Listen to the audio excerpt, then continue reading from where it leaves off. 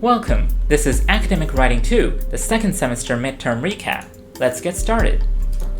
So first, we have to talk about the topic sentence and the concluding sentence. The topic sentence is the first sentence of a paragraph that perfectly describes what the paragraph is about. The concluding sentence is the last sentence of a paragraph that sums up the entire paragraph's message, maintaining coherence. It is essentially a paraphrased version of the topic sentence. Transitional words are ornamental to your paragraphs. They make your paragraph less boring. There are many types of transitional words that can be used for several different purposes. It should be noted that you are not limited to words and phrases such as therefore, moreover, and furthermore. Any word or phrase that can link two sentences in an interesting way can be a transitional word or phrase. It is not something that you can master by memorizing. You have to practice writing in order to broaden your vocabulary.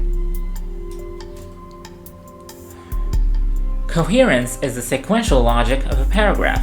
It is the logical bond that links multiple consecutive sentences. For example, Ezekiel is anorexic. Anorexia is a disorder that causes the lack or loss of appetite. No matter how hard he tries, Ezekiel can't get himself to eat anything. Or consider the second example, which is Ezekiel is anorexic. His dog has 3 tails. His mansion is massive. The first example has coherence, while the second one doesn't. Cohesion is the grammatical and lexical relationship between different text elements. These relationships are maintained with various cohesive devices, such as references. There are pronoun references, adverb references, and demonstrative references. Conjunctions. There are additive conjunctions, adversative conjunctions, causal conjunctions, and finally temporal conjunctions. We have substitutions, then lexical relationships, which can be repetition, synonyms, or general words. Moving on, ellipsis, and lastly, patterning. So these are all the 6 cohesive devices. Using everything mentioned previously, a perfect paragraph can be crafted.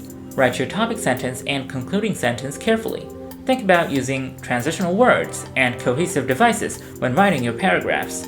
And remember, maintaining coherence is the most crucial part. Let's move on to essay writing. Essays have 3 parts in general: the introduction, the body, and the conclusion. The introduction is the most critical part of an essay. It has 3 parts: the general statement, the thesis statement, and the outline.